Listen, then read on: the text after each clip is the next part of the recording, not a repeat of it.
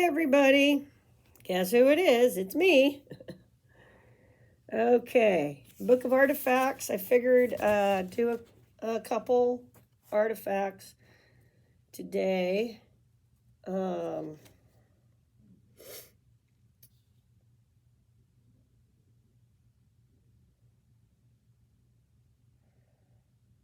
right.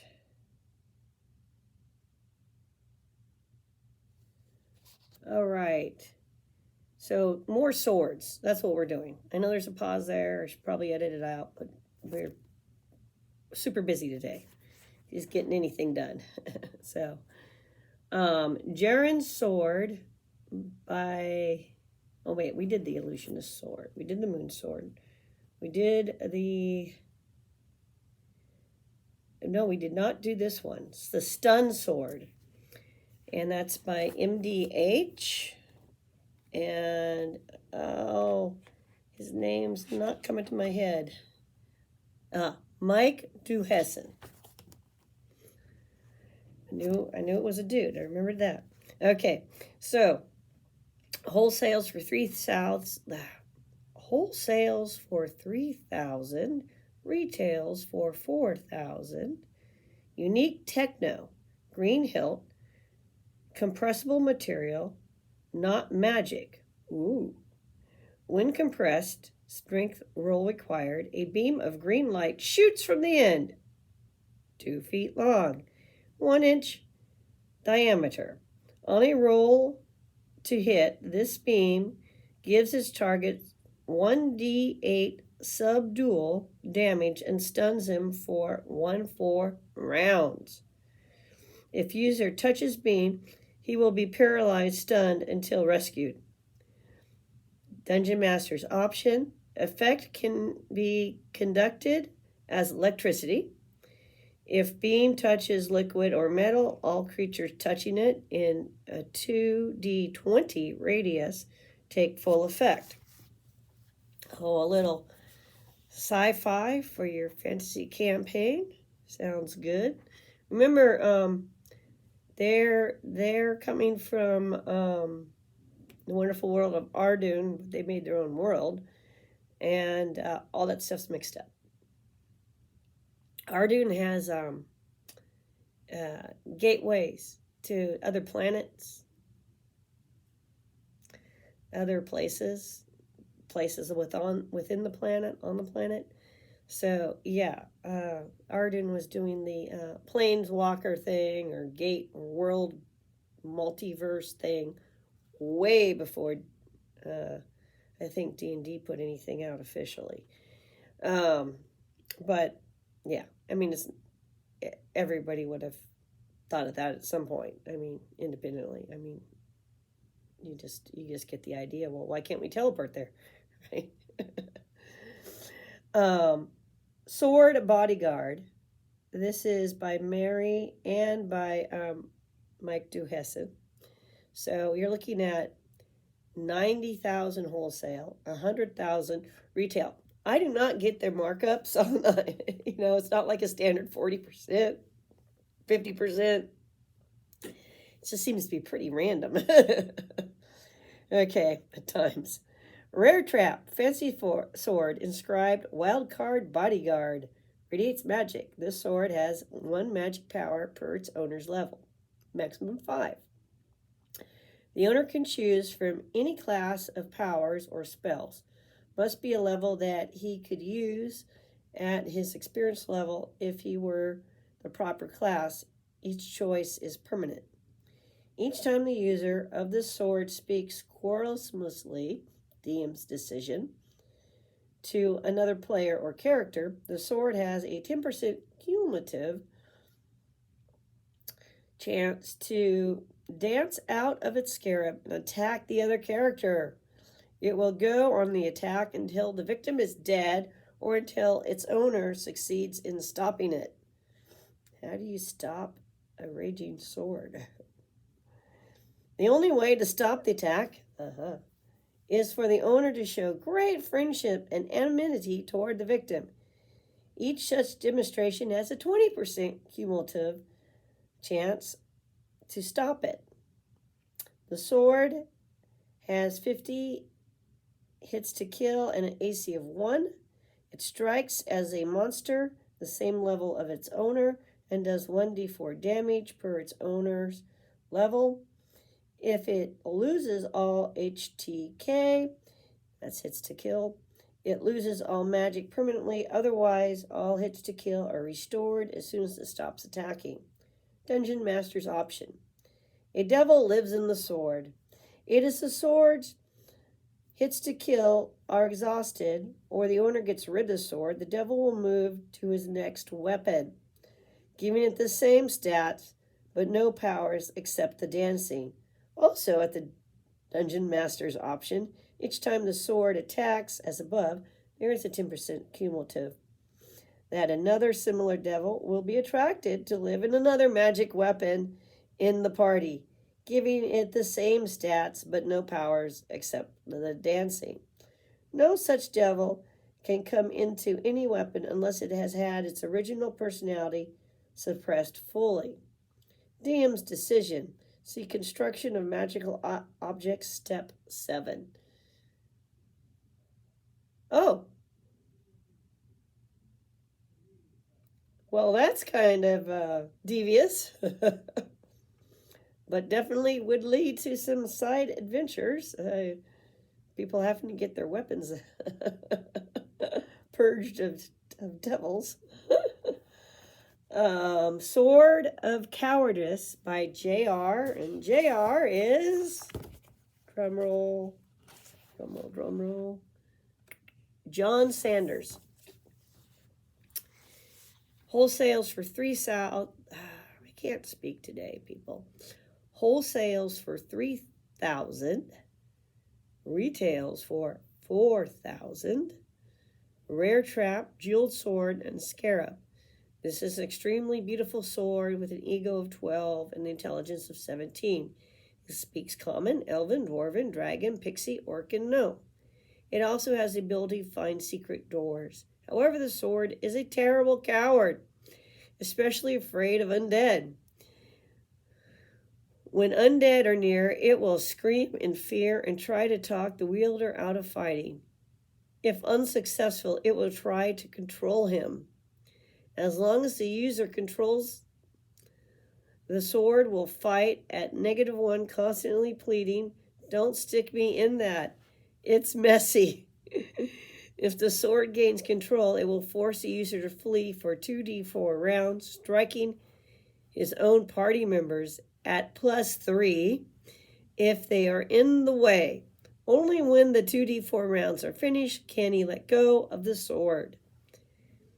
First sword I've heard of as has the good sense the gods gave a mule. Graf DZGND Polzvosky. So there's some swords. One is useful. 2 might be problematic, to say the least. Yeah.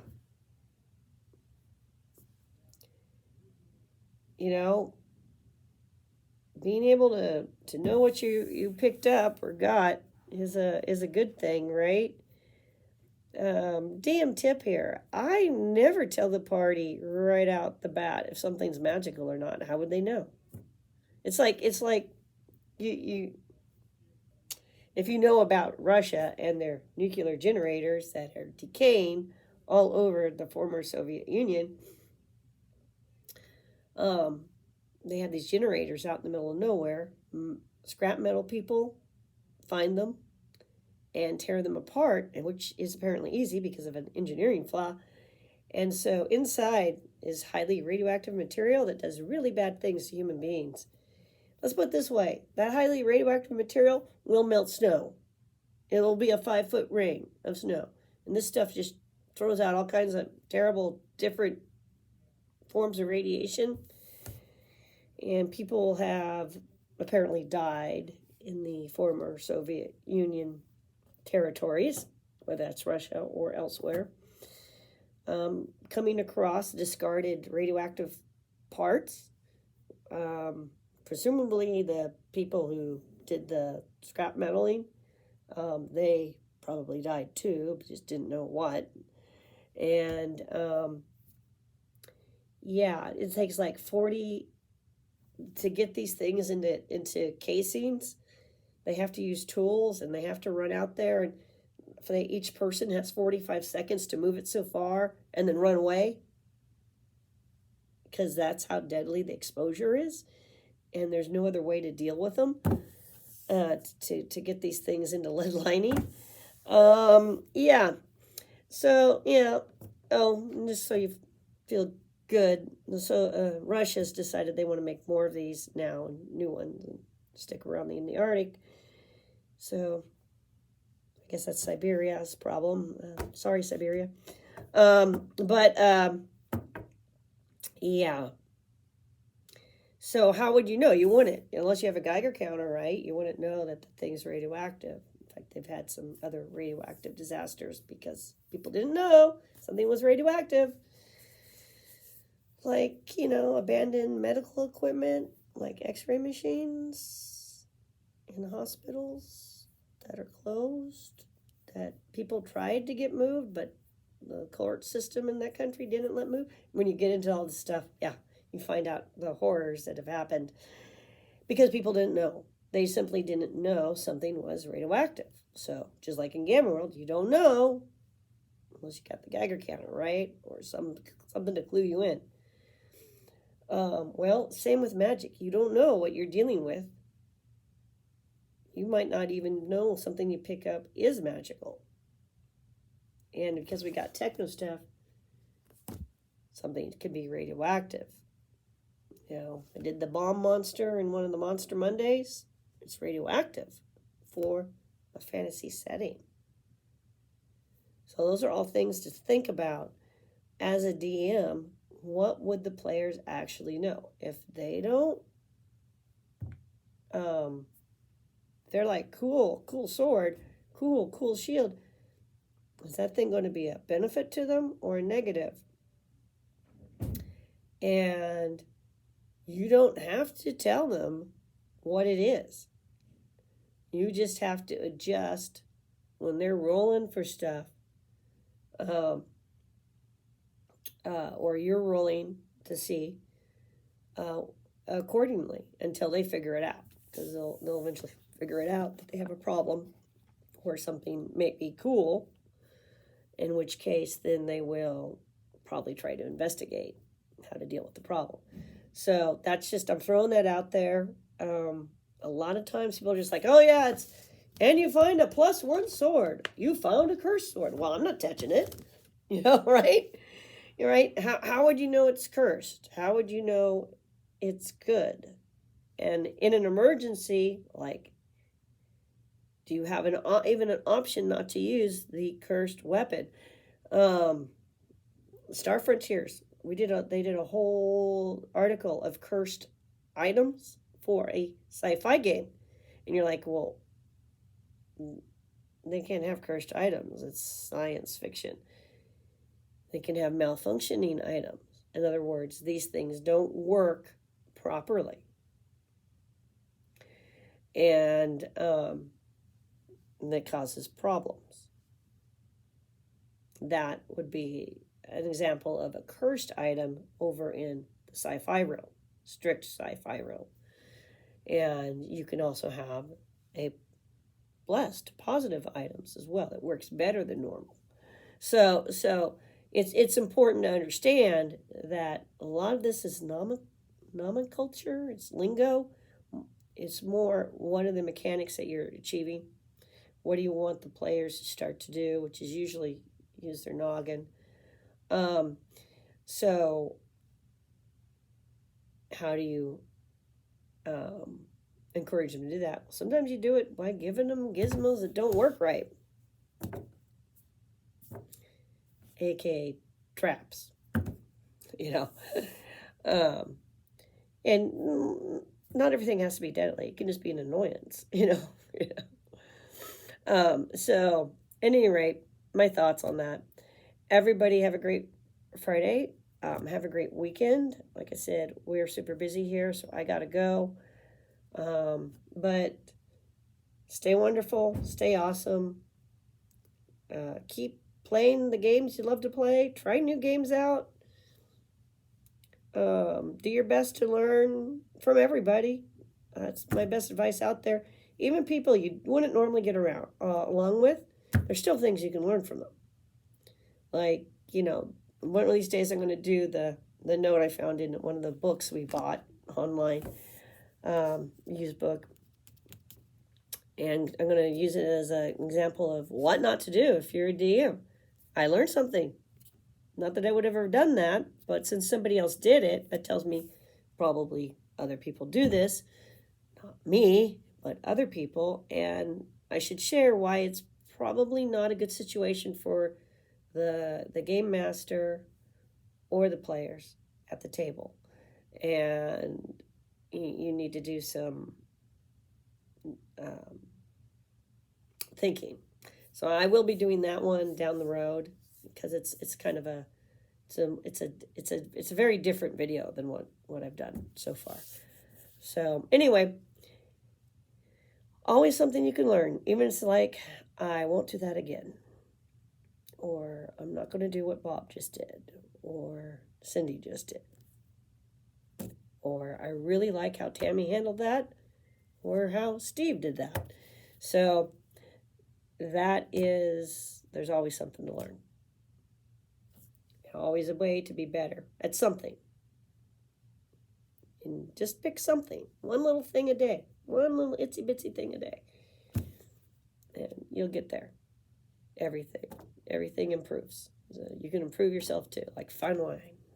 The older you get, the better age and the better you are, right? So everybody have a great day. Bye.